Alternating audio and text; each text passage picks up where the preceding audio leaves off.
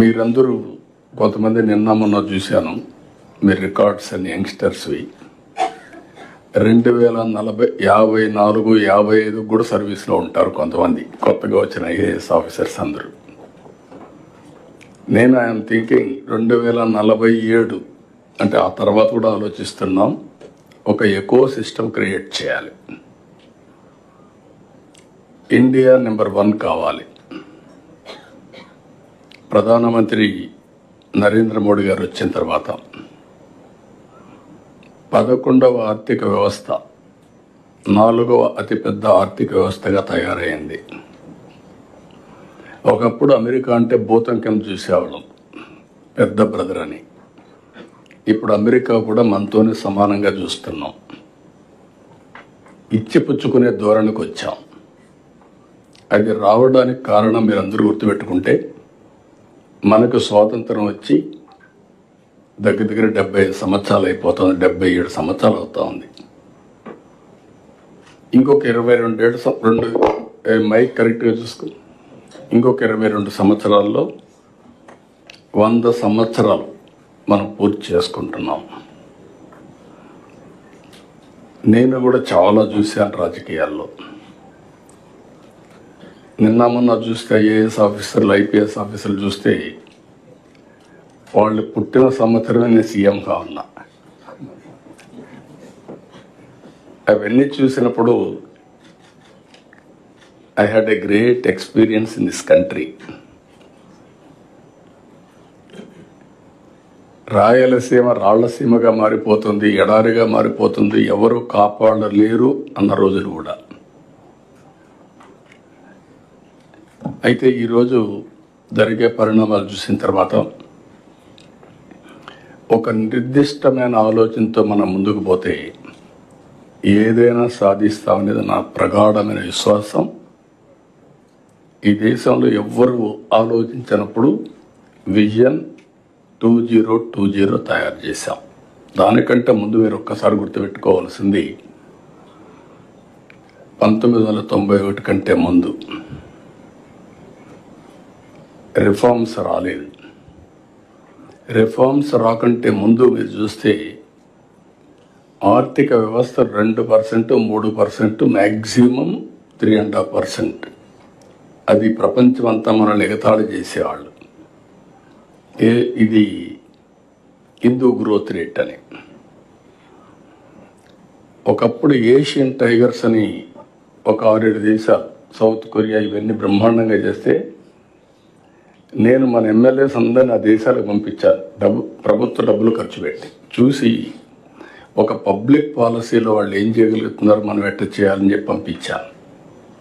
నా దగ్గరకు వచ్చి అపోజిషన్ పార్టీస్ అన్నీ మీరు కరెక్ట్ సార్ అని నన్ను పొగిడారు. అసెంబ్లీ పోతే వ్యతిరేకించారు. వాళ్ళు చెప్పింది నేను వినుంటే నేను ఏ పని చేసేవాడిని కాదు. ఇన్ మై ఎక్స్పీరియన్స్ నేను సెల్ ఫోన్లో మాట్లాడితే ఎగతాళి చేశారు, టెక్నాలజీ మాట్లాడితే అవహేళన చేశారు, రిఫార్మ్స్ కావాలి అని మాట్లాడితే చాలామంది వద్దన్నారు, ఓపెన్గా అపోజ్ చేశారు. ఈరోజు అలాంటి రాజకీయ పార్టీలు మనుగడ లేకుండా పోయే పరిస్థితి వచ్చింది. ఇవన్నీ గత చరిత్ర. ఇప్పుడు వచ్చినప్పుడు మీ అందరూ గుర్తుపెట్టుకోవాల్సింది, ఈ ప్రభుత్వం వస్తానే ఒక నిర్దిష్టమైన విధానం, government of India Viksit Bharat 2047 తయారు చేశారు. మనం వచ్చిన తర్వాత స్వర్ణాంధ్రప్రదేశ్ 2047 తయారు చేశాం. ఇది మనందరికి ఒక బైబిల్ కావాలి, ఒక భగవద్గీత కావాలి, ఒక ఖురాన్ కావాలి. మీరు ఎవరైనా సరే చేసేటప్పుడు ఇది అవన్నీ కూడా మానసిక ఆనందం, ఒక మనకు తృప్తినిచ్చేదైతే ఇది జరిగితే భారతదేశాన్ని ఎవ్వరూ ఆపలేరు. ప్రపంచంలో నెంబర్ 1గా తయారవుతుంది. అందులో తెలుగు రాష్ట్రం మనం అగ్రస్థానంలో ఉండాలని నా ఆలోచన. మైక్ ఎందుకు కట్ అవుతుంది? నాకు గొంతాలే ఉండి మైక్. అయితే ఇక్కడ మీరు చూసినప్పుడు ఇప్పుడు కలెక్టర్స్ అందరూ వచ్చారు. 15 నెలల తర్వాత నేను కూడా ఫస్ట్ టైం వస్తాను. కొంతమంది కలెక్టర్స్ అందరినీ సెలెక్ట్ చేసుకున్నాం.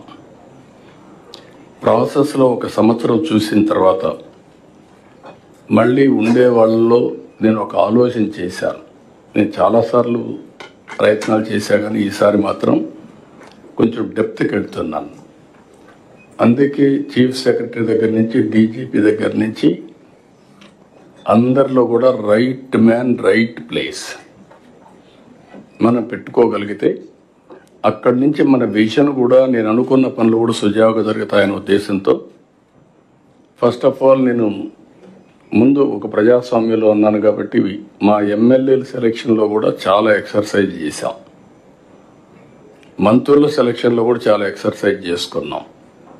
సామాజిక న్యాయాన్ని పరిగణిస్తూనే సమతుల్యంతో సమర్థత కూడా పెద్దపీటేసి ముందుకు పోతున్నాం. ఈరోజు మేము చేసిన పని మీరు గుర్తుపెట్టుకోవాలి. రిమైండ్ చేస్తున్నా మీకు, పొలిటికల్ గవర్నెన్స్ అన్నాం కాబట్టి ఇక్కడ ఎన్డీఏ గవర్నమెంట్ ఉంది, కేంద్రంలో కూడా ఎన్డీఏ గవర్నమెంట్ ఉంది. డబుల్ ఇంజన్ సర్కార్, డబుల్ డిజిట్ గ్రోత్. ఈరోజు మీరు చూస్తే హైయెస్ట్ గ్రోత్ రేట్ 10.5% ఫస్ట్ క్వార్టర్లో వచ్చాం. కానీ మన ఎయిమ్ అయితే ఇంకా ఎక్కువ ఉంది, హై ఉంది. అదే సమయంలో లాస్ట్ ఇయర్ 12% గ్రో అయ్యాం. 2047 వరకు 15% గ్రో కావాలని మన ఆలోచన. 7.5%కి 15% డిఫరెన్స్ మీరు చూస్తే 4.5 times CAGR. మామూలుగా గ్రో అయితే మీరు ఒక 10 లక్షల రూపాయలు పర్ క్యాపిటల్ ఇన్కమ్ వస్తే, అదే మీరు 15% గ్రో అయితే 45 lakhs వస్తుంది. That is the difference. 10 లక్షలకి 45 లక్షలకి 22 సంవత్సరాల్లో.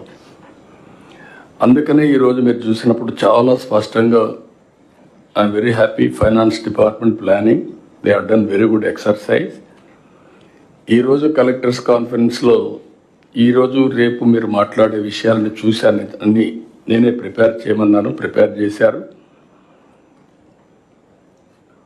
మొన్న సాయంత్రం మేము ప్రిలిమినరీ ఎక్సర్సైజ్ కూడా మినిస్టర్స్, ఇంపార్టెంట్ సెక్రటరీస్ కూర్చొని తయారు చేశాం. ఎవ్రీ మినిట్ మీనింగ్ఫుల్గా ఉండాలి, కలెక్టర్స్కి స్పేస్ ఉండాలి, మీరు అడగడానికి, అవగాహన చేసుకోవడానికి. అదే మరి విజన్ కూడా ప్రాపర్గా మీకు కమ్యూనికేట్ చేయాలని ఎక్సర్సైజ్ కూడా చేసి కలెక్టర్స్ కాన్ఫరెన్స్కి వచ్చాం. ఎవ్రీ ఇయర్ ఎకనామిక్ ఇండికేటర్స్లో GSDP state level, GDDP district level, అది లాస్ట్ మండల్ వరకు వెళ్తున్నాం. ఆ డీటెయిల్స్ అన్ని మన వాళ్ళు ఎక్స్ప్లెయిన్ చేస్తారు. దీంతో పర్ క్యాపిటల్ ఇన్కమ్ కూడా ఎక్కడికక్కడ లాస్ట్ వరకు వెళ్తున్నాం. ఇప్పుడు ఉదాహరణకు 23-24 14,22,000 కోట్ల రూపాయలు GSDP. దాంట్లో 2,66,000 GDP. 24-25లో 15,93,000 GSDP, 12% గ్రోత్ రేట్, 2,98,058 రూపాయలు per capital. Year target 18,65,704 GSDP, 17% growth rate. అందులో 3,47,871 పర్ క్యాపిటల్. అంటే మనం ఫస్ట్ క్వార్టర్లో ఉన్నాం. ఎందుకు ఫస్ట్ క్వార్టర్ నుంచి ఇవన్నీ ఇదే విధంగా మనం వెళ్తే 28-29కి 29,29,000 కోట్ల రూపాయలు GSDP రావాలి. 4,67,797 రూపాయలు తలసరి ఆదాయం. 2,66,000 నుంచి 4,67,000 వస్తే అవి ఇట్ విల్ క్రియేట్ ఇంపాక్ట్. ఇక్కడి నుంచి 47-48కి 54,60,000 తలసరి ఆదాయం ధ్యేయంగా పెట్టుకున్నాం. అక్కడే మనం ఆలోచించినప్పుడు అనేకమైనటువంటి మార్పులు చేర్పులు చేసుకుంటూ ఆర్థిక అసమానతలు తగ్గించేదానికి వెల్ఫేర్ ఇస్తూనే ఇంకొక పక్క P4 కూడా తీసుకొచ్చాం. ప్రభుత్వం చాలా స్పష్టంగా ఒక హామీ ఇచ్చాం. అభివృద్ధి చేస్తాం, సంక్షేమ కార్యక్రమాలు ఇంకా మెరుగ్గా చేస్తాం, అందరినీ సాధికార వైపు తీసుకెళ్తామని చాలా స్పష్టంగా హామీ ఇచ్చాం. నమ్మారు. 94% మాకు స్ట్రైక్ రేట్ ఇచ్చారంటే ఈ ప్రభుత్వం పైన పెట్టుకున్నటువంటి అచంచలమైన విశ్వాసం. ఆ విశ్వాసాన్ని మేము మళ్ళీ తిరిగి నిలబెట్టుకోవాలంటే ఎన్డీఏ కూటమి, నేను కానీ పవన్ కళ్యాణ్ గారు కానీ మేము అందరం దీన్ని ఎప్పటికప్పుడు పర్ఫార్మెన్స్ చేస్తే తప్ప ఇది సాధ్యం కాదు. ఆ పర్ఫార్మెన్స్ చేయడానికే ఈరోజు మీరు చూసినప్పుడు మంత్రులు ఎంత పనిచేసినా అధికార యంత్రాంగం కూడా దీన్ని ముందుకు తీసుకుపోయే పరిస్థితి రావాల్సిన అవసరం ఉంది. అందుకే ఈరోజు పోస్టింగ్స్లో కూడా మీరు చూశారు. 1 ఇయర్ తర్వాత నేను చాలా డెప్త్కి వెళ్ళాను. నాకు ఉండే డేటా పాయింట్స్ అన్నీ తీసుకున్నాను.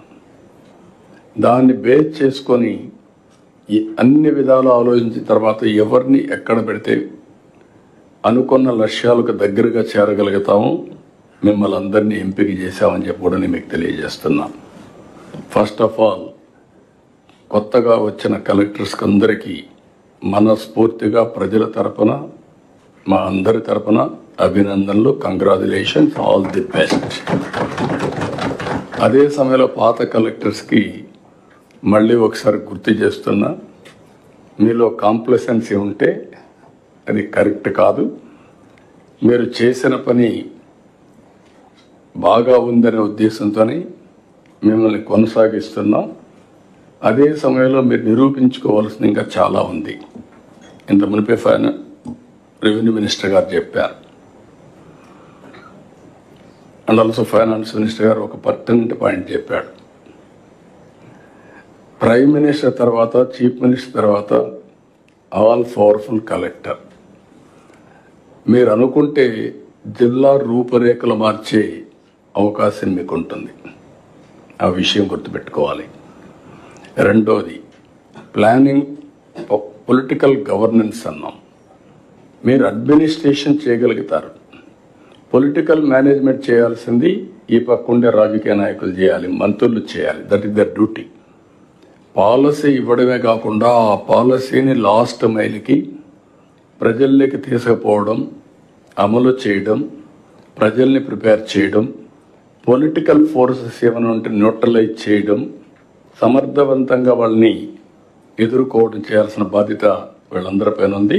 ఈ 2 విషయాలు మీరు గుర్తుపెట్టుకొని ముందుకు పోవాల్సిందిగా కోరుతున్నాం.